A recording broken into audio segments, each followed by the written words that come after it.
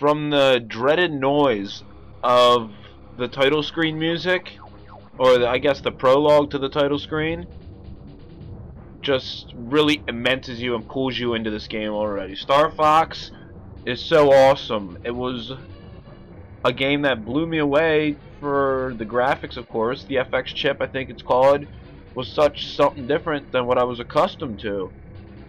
You know, I don't know if was brought up on Nintendo, and then this would have been one of the first 10 games I guess I would have got on the Super Nintendo. And, you know, 3D Realms weren't really all that popular, of course, at the time. There was nothing really like this out that at least I was playing. How you could choose your own path on the map was a great addition, of course, to the game. You can pick your own fate, basically. The controls were tight. The gameplay was definitely there and enjoyable, and the replay value is kind of there when you can keep picking your different routes. It's just a game, of course, I'd recommend playing if if you've played Super Nintendo, you've had to play this.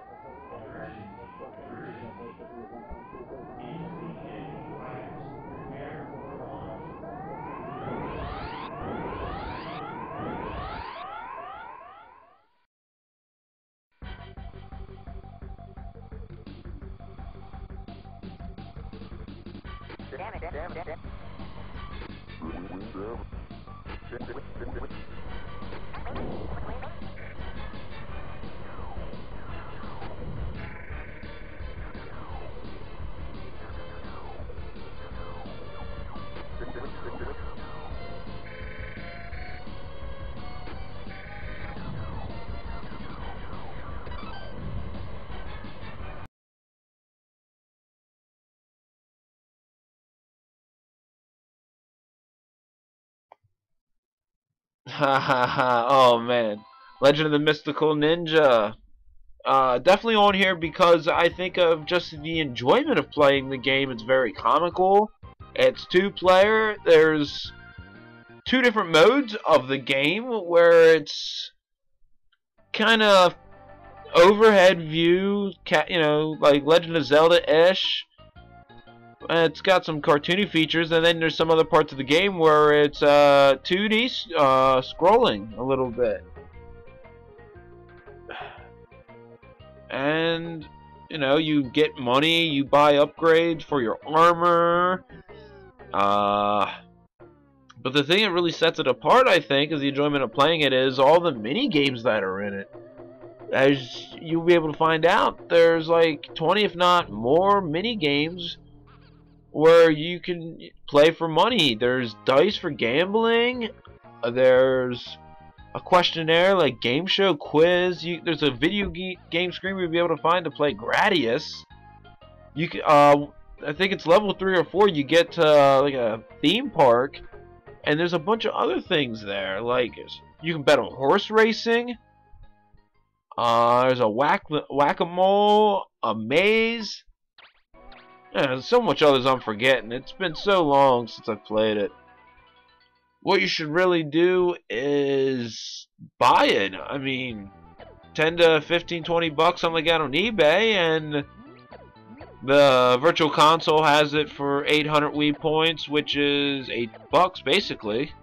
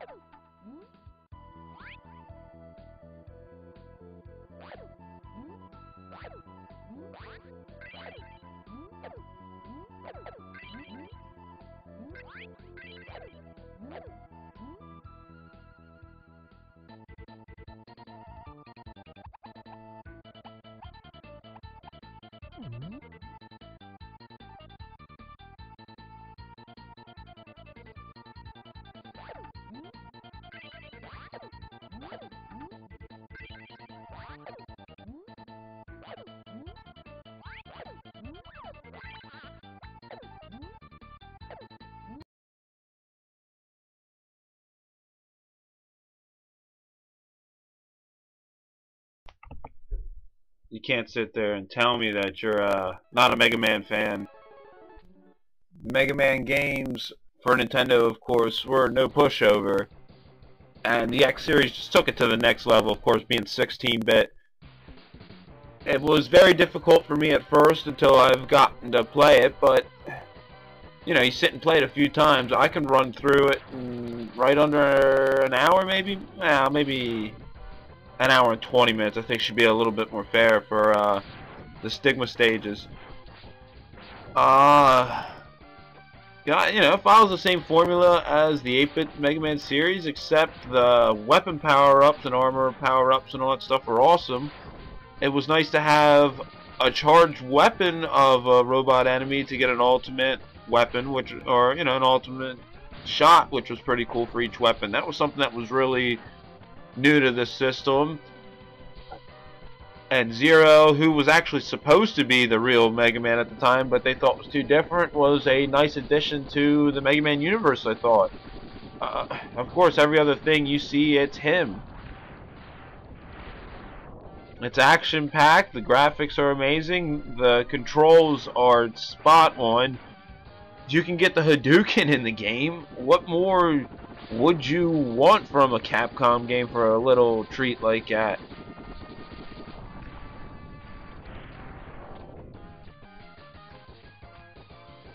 Sprites are a lot brighter, you know, everything's not so tiny. I think a lot of the, because of the limitations of the NES, it felt like everything was a little bit on the small side, I guess, for the Mega Man games, which I don't have no problem with it, but when you put it against, of course, the Super Nintendo and any of the other X series, you notice they're just a little bit bigger.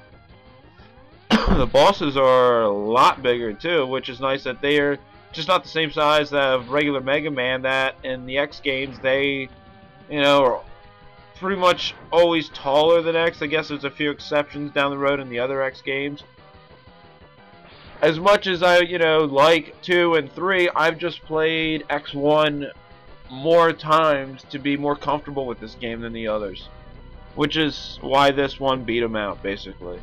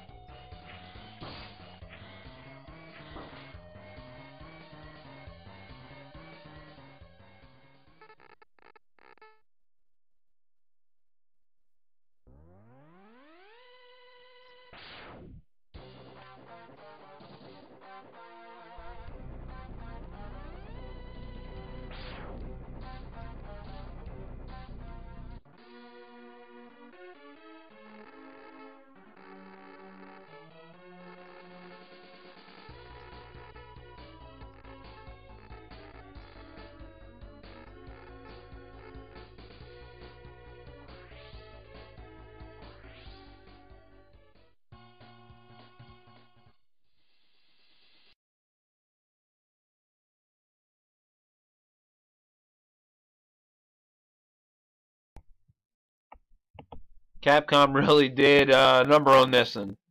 Super Ghouls and Ghosts. Got it for 1996 at Toys R Us. So I got it for a very cheap price. I bugged my mom on Saturday to go buy me a new video game. This is what I ended up getting. Not being actually accustomed to the original Ghouls and Ghosts for NES, of course, which I'll find out would be just as goddamn hard as this one. I keep going back and playing this. I do have it for the Wii Virtual Console. Another $8 game, 800 Wii points. And if I've never beaten it, and why you're asking why it's on this list is because I still attempt to go beat it. I've beaten at least 90% of every game I've owned. And, you know, I played truthfully to it till I beat it. This is just one that it never happened with. So I keep going back and playing it. It's another Capcom game that's really good with great controls, great graphics.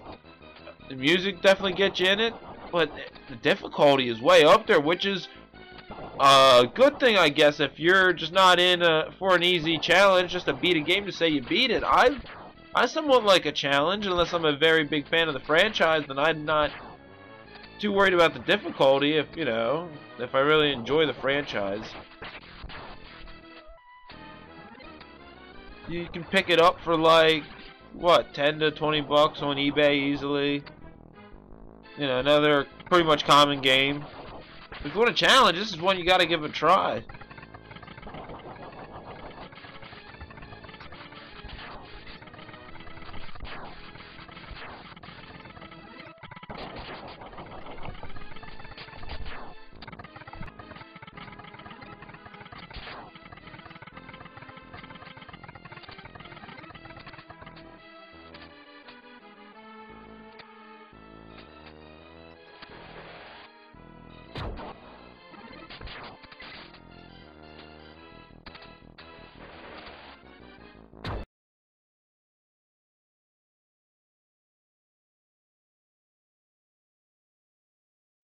You knew there was probably going to end up being a Mario game through here.